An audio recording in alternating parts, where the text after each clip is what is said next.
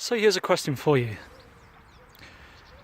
I'm thinking about the effect of blame on the way we work. So the question is, whose fault is the blame game? Depending on where you work, if I focus on health and social care practitioners, it might well be that you're working with particular families and there are family members that feel aggrieved by something that's happened and perhaps feel a need to attribute or apportion blame to particular parts of the service.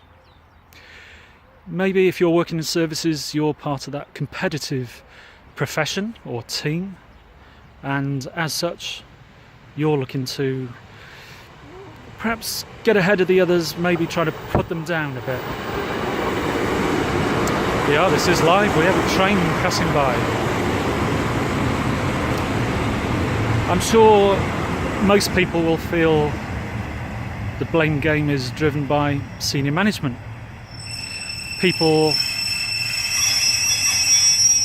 removed from the front line of the work that's going on, but very quick to pick up on those problems, those issues that have gone wrong.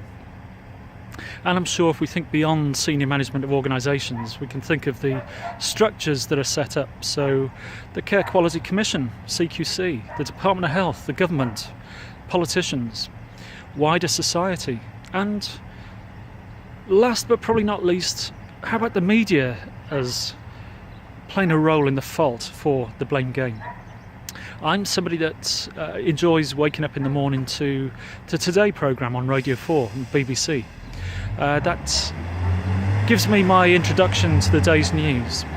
But never does a week pass when I've run out of the number of times, I've lost count, should I say, of the number of times where the interviewers on that programme are asking questions like, whose fault is it?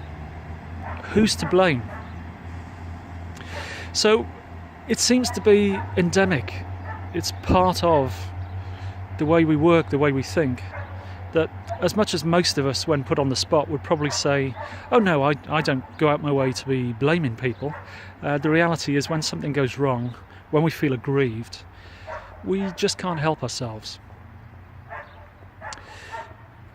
If I reflect back on well over 3 decades of working in health and social care, I can't say that I've particularly come across people that get up in the morning with the intention to be negligent, that they're there already thinking, do I really care what happens? Do I really care for the consequences? I've not come across any of those people.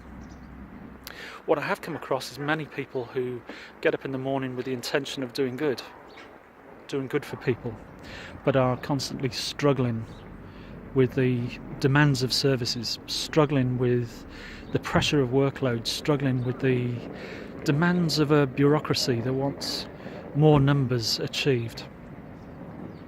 And those people will occasionally end up being involved where something has gone wrong, not out of their particular intention.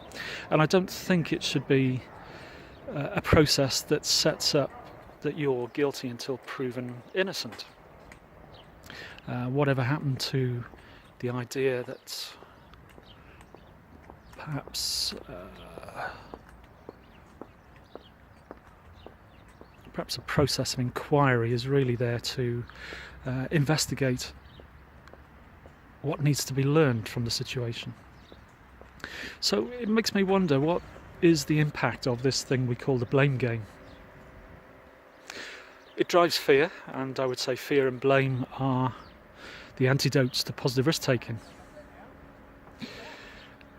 If you're in a position where you're trying to go beyond your normal boundaries, to push your limits a little bit, then the idea of fear and blame is likely to draw you closer in, make you more cautious and risk-averse. So I'm not entirely convinced that this idea of blaming people or being seen to be quick to blame people is the best way of supporting good practice and the achievement of what people really want out of their contact with services. I can think of very specific individuals who at times in their career were very open-minded and wishing to do the right thing, but ended up on the serious end of severe criticisms for having tried their best, tried to do the best thing. And what we end up with is extremely good practitioners becoming more fearful of something going wrong than they are making those leaps of faith to try and do the right thing. So the blame game, as far as I can see, has very little of merit in terms of supporting the development of consistent good and best practice. I'm sure many organisations and bureaucracies will say it's their intention to be developing best practice and insisting on the consistency, but I don't see that as becoming the essential impact when we look at the results. So finally, what are my solutions? Well, ideally I'd like to abolish the blame game, but who am I to take away that natural instinct of so many people that when they feel aggrieved, that they feel the need to hit out and apportion blame. So my answer is to focus on best practice. And if we're thinking here about very difficult, challenging decisions, risk-taking decisions, then I would say it is about making clearly reasoned decisions, following the definition that I've set out for positive risk-taking, so that we are weighing up the pros and cons of the different options and being very clear why we choose one over another. That, in my mind, ultimately is best practice, and all of these brief training videos are very much focused on this idea of supporting and developing best practice. So I'll leave you with a comment from, or a quote from John Burroughs, an American author, well over a century ago, who said, "A man can fail many times, but he only becomes a failure when he starts to blame somebody else."